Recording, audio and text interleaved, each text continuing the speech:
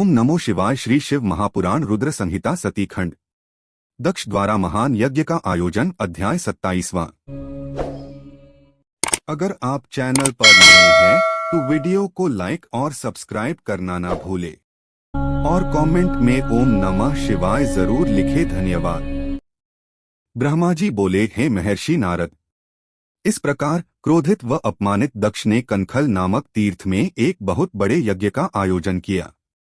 उस यज्ञ में उन्होंने सभी देवर्षियों, महर्षियों तथा देवताओं को दीक्षा देने के लिए बुलाया।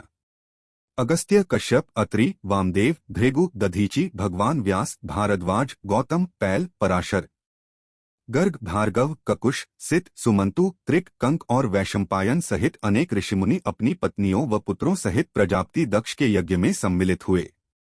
समस्त देवता अपने देवगणों के साथ प्रसन्नतापूर्वक यज्ञ में गए।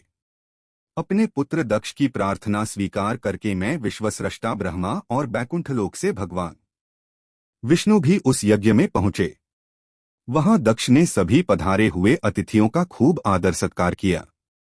उस यज्ञ के स्थान का निर्माण देवताओं के शिल्पी विश्वकर्मा द्वारा किया गया था। विश्वकर्मा ने बहुत से दिव्य भवनों का निर्माण किया। उन भवनों में दक्ष ने यज्ञ पधारे अतिथियों को ठहराया। दक्ष ने भृगु ऋषि को ऋत्विज बनाया। भगवान विष्णु यज्ञ के अधिष्ठाता थे। इस विधि को मैंने ही बताया। दक्ष सुंदर रूप धारण कर यज्ञ मंडल में उपस्थित था। उस महान यज्ञ में 88,000 ऋषि एक साथ हवन कर सकते थे। 64,000 देवर्षि मंत्रों का उच्चारण कर रहे थे। सभी सहित यज्ञ में पधारे थे। कौतुक और मंगलाचार कर दक्ष ने यज्ञ की दीक्षा ली, परंतु उस दुरात्मा दक्ष ने त्रिलोकीनाथ करुणा निधान भगवान शिव को यज्ञ के लिए निमंत्रण नहीं भेजा था, न ही अपनी पुत्री सती को ही बुलाया था। दक्ष अनुसार भगवान शिव कपालधारी हैं, इसलिए उन्हें यज्ञ में स्थान देना गलत है। सती भी शिवजी की पत्नी होने के कारण कंपाली भार्या हुई, अतः उन्हें भी बुलाना पूर्णतः अनुचित था। दक्ष का यज्ञ महोत्सव अत्यंत धूमधाम एवं हर्ष उल्लास से आरंभ हुआ। सभी ऋषिमुनि अपने अपने कार्य में संलग्न हो गए। तभी वहां महर्षि दधीचि पधारे। उस यज्ञ में भगवान शंकर को न पाकर दधीचि बोले, हे श्रेष्ठ देवताओं और महर्षियों, मैं आप सभी को श्रद्धापूर्वक नमस्कार करता हूं। हे श्रेष्ठ जनों, आप सभी यहां इस महान यज्ञ में पधारे हैं। मैं आप सबसे यह पूछना चाहता हूं कि मुझे इस यज्ञ में त्रिलोकीनाथ भगवान शंकर कहीं भी दिखाई नहीं दे रहे हैं। उनके बिना यह यज्ञ मुझे सूना लग रहा है। उनकी अनुपस्थिति से यज्ञ की शोभा कम हो गई है। जैसा कि आप जानते ही हैं कि भगवान शिव की कृपा से सभी कार्य सिद्ध होते हैं। वे परम सिद्ध पुरुष नीलकंठधारी प्रभु शंकर यहां क्यों नहीं दिखाई दे रहे हैं? जिनकी से कृपा अमंगल भी मंगल हो जाता है, जो सर्वथा सबका मंगल करते हैं, उन भगवान शिव का यज्ञ में उपस्थित होना बहुत आवश्यक है। इसलिए आप सभी को यज्ञ के सकुशल पूर्ण होने के लिए परम कल्याणकारी भगवान शिव को अनुन्य विनय कर इस यज्ञ लाना चाहिए, तभी इस यज्ञ की पूर्ति हो सकती है। इसलिए आप सभी श्रेष्ठ जन तुरंत कैलाश पर्वत पर जाएं और भगवान शिव और देवी सती को यज्ञ में ले आएं। उनके आने से यह यज्ञ पवित्र हो जाएगा। वे परम पुण्यमी हैं। उनके यहां आने से ही यह यज्ञ पूरा हो सकता है। महर्षि दधीचि की बातों को सुनकर दक्ष हंसते हुए बोला कि भगवान विष्णु देवताओं के मूल हैं, अतः मैंने उन्हें सादर यहां बुलाया है। जब वे यहां उपस्थित हैं तो भला यज्ञ में क्या कमी हो सकती है? भगवान विष्णु के साथ साथ ब्रह्मा जी भी वेदों, उपनिषदों और विविध आगमों के साथ यहां पधारे हैं। देवगणों सहित इंद्र भी यहां उपस्थित हैं।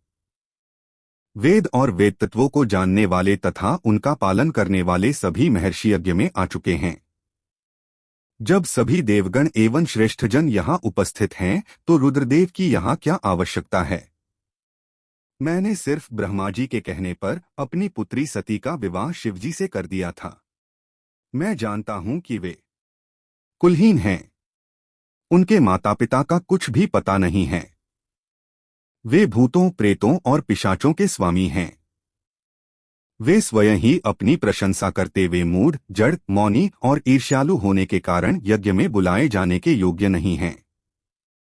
आथ दधीची जी, आप उन्हें यज्ञ में बुलाने के लिए न कहें। आप सब ऋषिमुनि मिलकर अपने सहयोग से मेरे इस यज्ञ को सफल बनाएं। दक्ष की बात सुनकर दधीची मुनि बोले, हे दक्ष, परम कल्याणकारी भगवान शिव को यज्ञ में न बुलाकर तुमने इस यज्ञ को पहले ही भंग कर दिया है। यह यज्ञ कहलाने के लायक ही नहीं है। तुमने भगवान शिव को निमंत्रण न देकर उनकी अवहेलना की है, इसलिए तुम्हारा विनाश निश्चित है। यह कहकर दधीची वहां से अपने आश्रम चले गए। उनके पीछे पीछे भगवान शिव का अनुसरण करने वाले सभी ऋषिमुनि भी वहां से चले गए। दक्ष के समर्थकों ने यज्ञ छोड़कर गए ऋषियों मुनियों के प्रति व्यंग्य भरे वचनों का प्रयोग किया। इस प्रकार प्रसन्न होकर दक्ष बोलने लगे कि यह बहुत अच्छी बात है कि मंदबुद्धि और मिथ्यावाद में लगे दुराचारी मनुष्य सभी इस यज्ञ का त्याग करके स्वयं ही चले गए हैं। भगवान विष्णु और ब्रह्मा जी, जो कि सभी वेदों के ज्ञाता हैं और वेद तत्वों से परिपूर्ण हैं, इस यज्ञ में उपस्थित हैं। ये ही मेरे यज्ञ को सफल बनाएंगे। ब्रह्मा जी बोले कि दक्ष की ये बातें सुनकर वे सभी शिवमाया से मोहित हो गए। सभी देवर्षि आदि देवताओं का पूजन करने लगे। इस प्रकार यज्ञ पुनः आरंभ हो गया। मुनिश्रेष्ठ, इस प्रकार वहां यज्ञस्थल पर रुके अनेक देवर्षि और मुनि वहां पुनः यज्ञ को पूर्ण करने हेतु पूजन करने लगे।